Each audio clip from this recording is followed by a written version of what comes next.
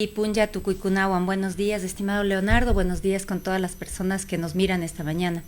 Sí, como usted lo acaba de mencionar, hemos estado muy preocupadas con muchísima gente aquí en la provincia de Imbabura y en todo el Ecuador respecto a las últimas reformas al COTAD, que es la norma que regenta a los gobiernos locales de todo el país.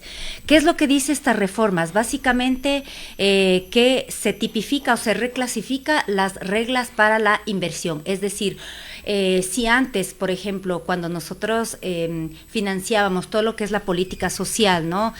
Atención igual en salud, en fisioterapia, en prevención de violencia, niños y niñas, bueno, todo lo que es población de atención prioritaria por parte del Estado, usted sabe que eso implica un recurso humano, ¿no? Así es. Que usted no puede, digamos, comprar un adoquín para atender a una persona, no es así, sino tiene que atender, contratar a un profesional para que atienda, para que haga los talleres, para que se ocupe de la salud. A un técnico, ¿no? Un técnico, a profesionales para que puedan atender los temas humanos. ¿Qué es lo que hace estas reformas? Es reclasificar, es decir, que el gasto social ya no es considerado como una inversión, digamos la inversión, ¿no? La inversión social sería ya clasificada como un gasto. Es decir, ya pasaría a esta regla del 70-30 que ya existía antes, pero que no implicaba que toda la inversión en el tema social esté clasificada como gasto.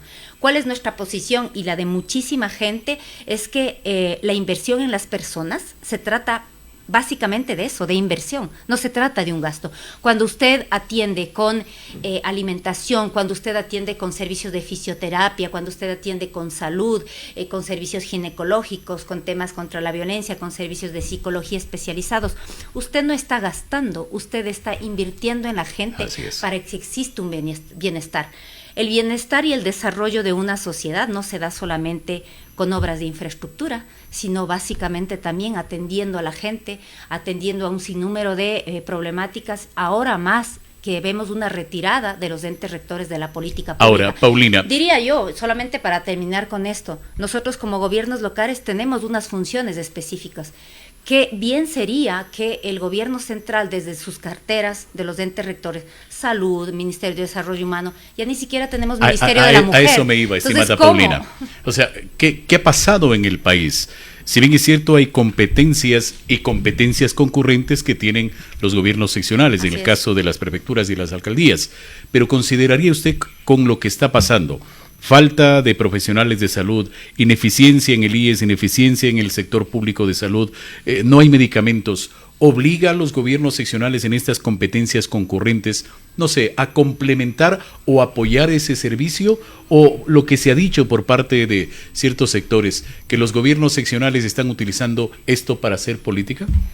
Totalmente. Yo creo que el tema de sostener la vida en los territorios es una responsabilidad que tenemos las mandatarias y mandatarios cuando somos electos. No es posible, nosotros somos los gobiernos más cercanos a la gente. Es.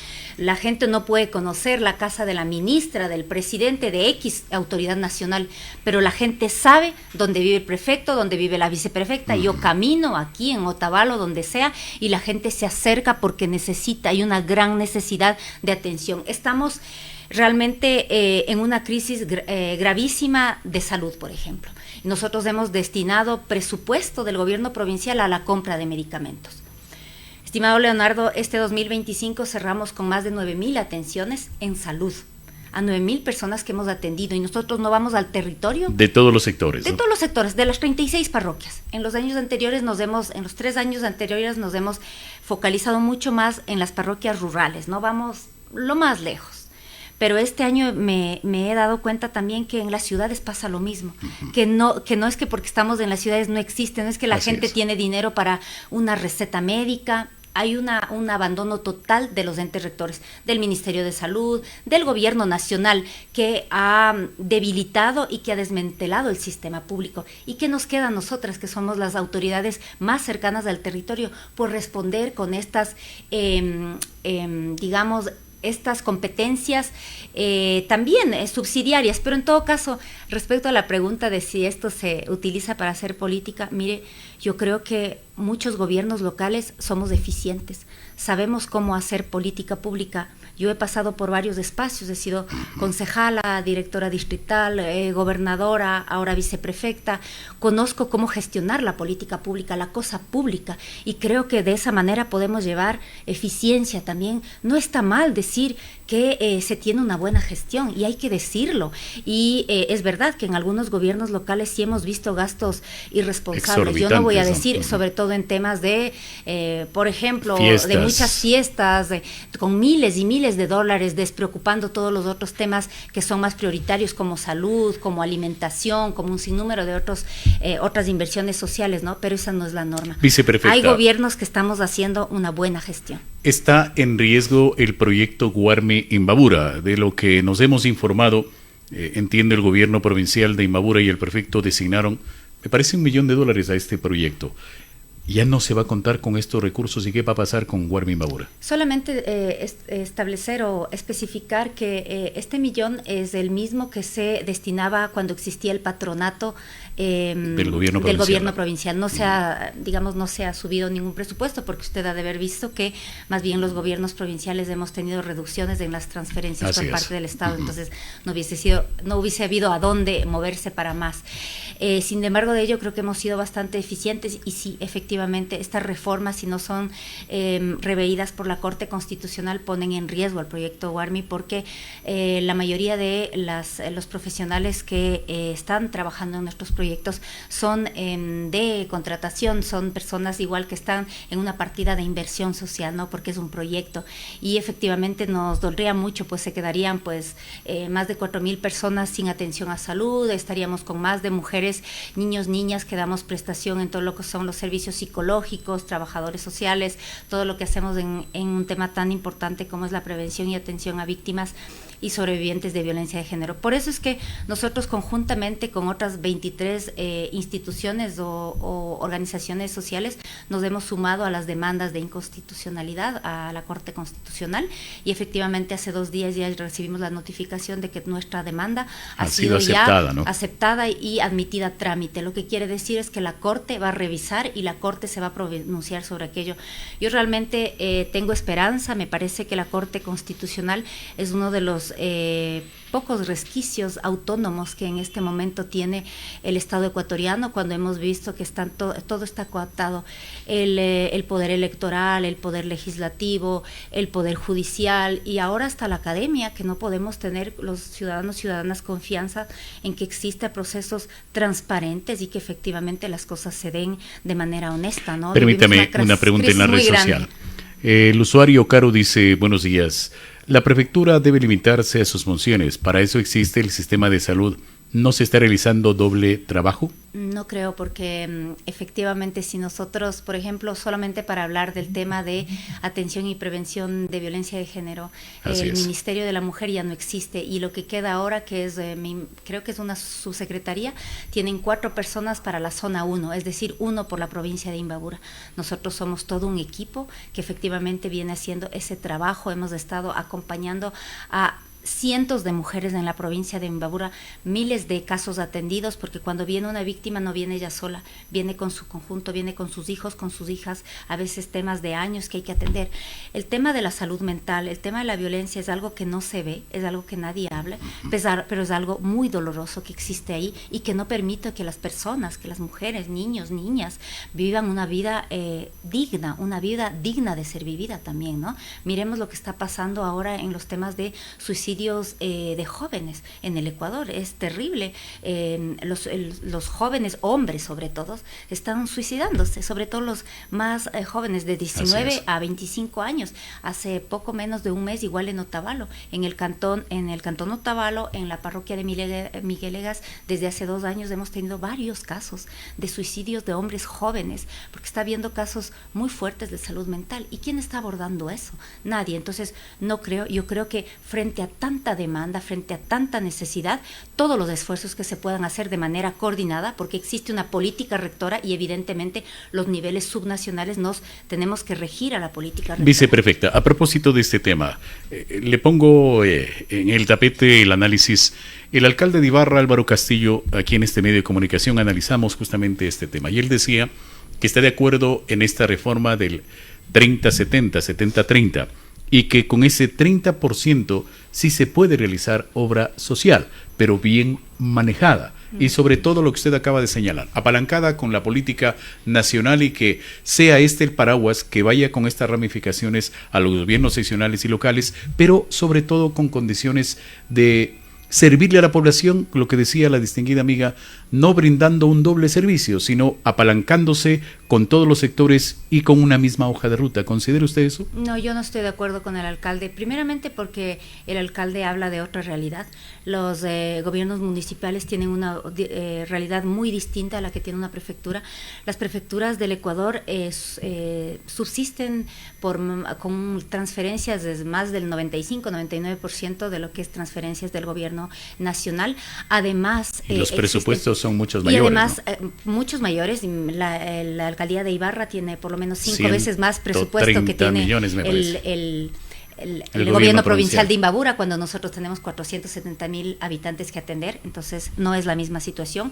Los gobiernos municipales tienen todo el tema de impuestos, tasas, que les faculta la ley que puedan. Los gobiernos provinciales no es así que no son las mismas, no es el mismo enfoque y tampoco van a ser la misma organización de las cuentas. Por otro lado, también hay que pensar que esta reforma del 70-30 también implica lo que son las transferencias, es decir, todo lo que hacemos los presupuestos participativos. Entonces, no, por más que usted le quiera ver por ningún lado, no es posible. Y nosotros, desde que hemos llegado, más bien le reto, le comento a la ciudadanía, hemos optimizado lo que es toda la planta administrativa. Hemos hecho, por ejemplo, cuando fusionamos el patronato, convirtiéndole en una dirección de género y derechos humanos, toda la parte operativa, digamos, contratación pública, financiero, tesorería, todo lo que es el tema administrativo, pasó ya a ser asumido por la prefectura, ¿no? Porque nos convertimos en una dirección más. Entonces, todo eso se eliminó. Se ha igual fusionado varias direcciones para poder optimizar, pero también sí hemos visto que hay bastante personal que tiene ya mucho tiempo, ¿no? Y que significa pues un gasto muy oneroso, digamos, si nosotros quisiéramos en este momento contratar nuevos profesionales, por ejemplo, que puedan atender y generar un servicio. Porque para mí, ¿qué es lo que me interesa como viceprefecta y como rectora de la política social dentro del ámbito provincial? Me interesa tener profesionales que puedan generar un servicio. El fisio, la psicóloga, la médica, la obstetriz. Que eso no lo tiene. O sea, tenemos por contrato, porque antes no se contrataba. Hay una planta importante, por ejemplo, de secretarios, de un sinnúmero de profesionales que quizás antes, porque la sociedad va cambiando, ¿no? Ahora nosotros decimos, no, hay muchas cosas, usted tiene que ser muy eficiente y la gente tiene que generar servicio.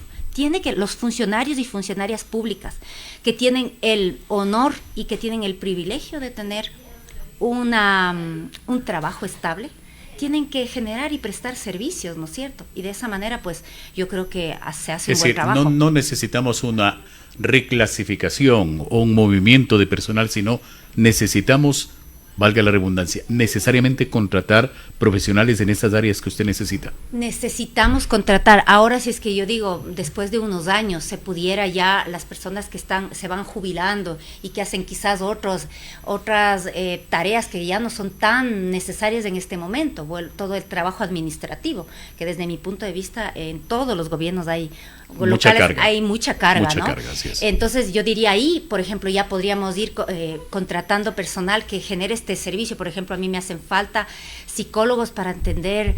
Este año hemos contratado, por ejemplo, una psicóloga especialista en niños, niñas, adolescentes, porque cuando vienen las mamás nos piden atención para los niños, niñas, adolescentes que tienen muchos problemas o en el colegio o por situaciones de violencia en casa. Y ya tratamos de este tema. Entonces, imagínense. ¿Cuál es su criterio, Paulina? Desde el ámbito, desde la prefectura y desde el ámbito político, ¿qué es lo que quiere hacer este gobierno con estas reformas desde su percepción? Yo creo que existe una política nacional alrededor de aquello. Existe un modelo ideológico, político, que es la reducción del Estado. Existen compromisos con el Fondo Monetario Internacional que están ahí, no los estoy diciendo yo, la carta es pública, donde parte de las obligaciones del gobierno ecuatoriano en este momento en funciones ha sido pues recortar los presupuestos públicos. Y ha habido una desmantelación de lo que es todas las carteras de Estado, digamos, de los ministerios. El segundo paso era efectivamente ya poder recortar a los gobiernos locales, y como existe una constitución y un COTAD que de alguna manera restringía por el tema de también la autonomía que tenemos los gobiernos autónomos locales. Recordemos que nuestra constitución garantiza la descentralización también, ¿no? Entonces ahora con esta regla fiscal no solamente es un atentado a la política social en primera instancia, sino es un atentado a la autonomía que tenemos los gobiernos locales. Y sobre todo me parece que lo que es más peligroso, solamente quiero acabar con esto, es que efectivamente estas fue unas reformas pasadas como económicas urgentes, y no tienen nada de económica urgente, porque si hubiese sido económica urgente ya hace meses estuviera, si no es que hay un plazo hasta diciembre para cumplir. Entonces, Paulina, pero hay una visión política detrás, que es el recorte del Estado. Me iba justamente a aquello. Hay una polarización en este momento en la Asamblea y a nivel nacional de los dos partidos al que representa usted y el actual gobierno. Pero la pregunta que se hacen muchos ecuatorianos, y le traslado a usted, ¿qué ha pasado en estos 2-3 años de este nuevo gobierno? El pueblo, no sé si ha permitido una nueva botella de ensayo a nivel nacional o ha confiado en este gobierno. ¿Por qué? Alza del IVA, alza de los combustibles de la gasolina, recorte presupuestario, y al parecer el pueblo no ha reaccionado o está conforme con lo que está pasando a nivel del país. Mire, yo creo que el pueblo es muy sabio. Yo creo que la mayoría de la gente, que es la gente que vive en precariedad, recordemos que 7 de cada 10 ecuatorianos no tienen un empleo fijo. Así es. Recordemos que en este momento miles de niños están fuera del sistema de educación. Recordemos que están regresando enfermedades que las creíamos ya desterradas, ¿no? Así es. Yo creo que está habiendo un regreso, un retroceso en temas de derechos, en temas de política pública, cosas que antes no pensábamos, pues ahora otra vez como en los años 90, ¿no?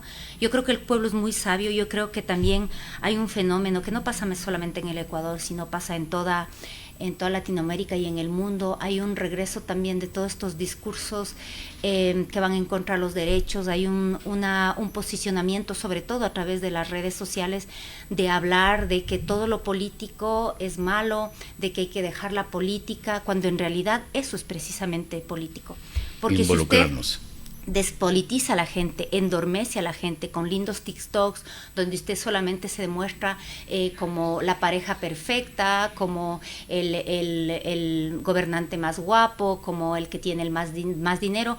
Mucha población, y sobre todo la población más joven que está solamente en redes sociales y que tiene escasa educación política, va a confiarse y va a creer en este espejismo, ¿no? Ahí no está en riesgo el futuro del país. Está en riesgo el futuro del país, está en riesgo, porque no es posible que después de todos los avances que hemos tenido, no es posible de que después de tantas décadas y años y cientos de años de lucha que hemos tenido los y las ecuatorianas para tener servicios dignos, para tener una educación pública de calidad, para poder acceder, para que uno no se muera porque no tiene medicina para acceder al hospital. Todas esas cosas son conquistas ciudadanas de la gente. Entonces no es posible. Está en riesgo nuestro país, pero yo creo que es necesario que el Ecuador se despierte, es necesario que el Ecuador se eduque, se politice, se consciente, que vea más allá, ¿no? No solamente el TikTok, sino que busque los medios alternativos de comunicación para que se pueda formar también, porque no es posible que le dejemos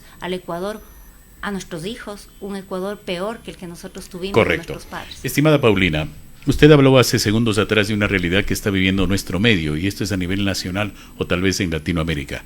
Nuestros jóvenes, la nueva generación que hoy está en redes sociales, TikTok, Facebook y otros más, tienen problemas de salud mental, y esto ha generado violencia en nuestro medio. Los suicidios que usted hablaba, los femicidios que se han dado. ¿Qué pasa en nuestro medio? Desde Guarma y Mabura se está trabajando en estos temas, pero la estadística continúa subiendo. ¿Qué es lo que está pasando? Yo creo que existe una desestructuración muy grande, que hay que explicarle con varias aristas. Podríamos hablar horas de aquello. Así es. Pero creo que existe muchísima violencia en la sociedad. Primero, violencia en las redes sociales por esta polarización. todo es violencia, todos son contenidos violentos, es como que la realidad. Pero ¿cree usted que al joven le interesa la política? Yo he observado encuestas, trabajos que se han hecho, de 10 jóvenes, 8 no quieren saber nada de política, pero claro, sí están en redes sociales. Porque ¿no? se les ha vendido esta nueva forma de entender lo político, porque se les ha vendido que tratar los temas colectivos, es decir, la salud, la educación, el bienestar comunitario, el medio ambiente, los problemas del agua, todo eso se les ha vendido como que fuera un problema de las personas mayores y de la política, y que yo solamente tengo que pensar de mi bienestar colectivo, que es un espejismo, finalmente es a lo que nos está llevando este sistema económico. Pero yo creo que finalmente el mensaje tiene que ser volver a repolitizar y volver a salvar esta palabra, ¿no? Porque lo político es lo colectivo, es lo que a nosotros nos une como personas, como seres humanos gregarios, así que los temas de violencia y de salud mental son temas que están muy pendientes. Pero estos temas son, considera de país o locales, o es a nivel latinoamericano o en el mundo. Le pregunto esto porque se ha observado a nivel de redes y a nivel nacional, en México, en Colombia, en otros países. Está sucediendo y más fuerte esto. ¿Y nosotros nos estamos contaminando de esto? Totalmente. Yo creo que es un fenómeno mundial. Es un poco, algunas personas hablan de la decadencia ahora de nuestro sistema económico. Hay mucha gente que ahora está empezando a plantear ya el tema del decrecimiento. Es muy importante que los jóvenes, padres y madres, por ejemplo, limiten de los 5 primeros años de vida, por ejemplo, el acceso o la exposición de sus hijos a las pantallas, porque estamos viendo inclusive retrasos a nivel cognitivo, ¿no? Los niños de ahora tienen menores capacidades intelectuales para poder hacer un sinnúmero de trabajos intelectuales que antes lo podíamos hacer porque hay mucha dispersión, porque ahora con toda la exposición a las pantallas ya no hay el mismo nivel de, por ejemplo, concentración para hacer algunas tareas. Entonces, esto nos está afectando mucho en las capacidades y en la salud mental. Por eso es fundamental que hagamos este trabajo.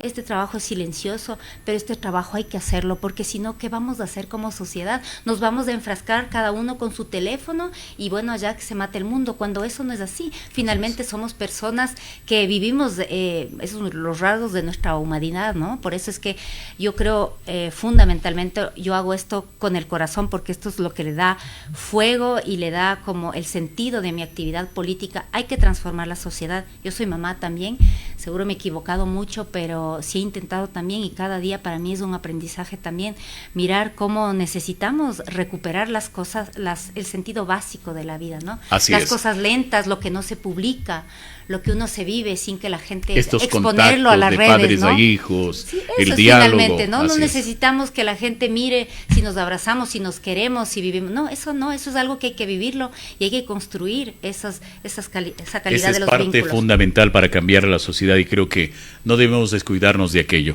El tiempo es nuestro peor enemigo. Se hizo el lanzamiento de un libro la semana anterior. Sí. ¿En qué consiste, estimada Paulina? Efectivamente, una vez más, buscando como recuperar esos conocimientos que tenemos que acá, que no está desconectado de lo que hablamos, ¿no? De recuperar lo esencial en la vida. Hemos hecho este lanzamiento de un libro de más de 300 páginas que recupera las voces de más de 150 parteras y otros 150 sanadoras y sanadoras.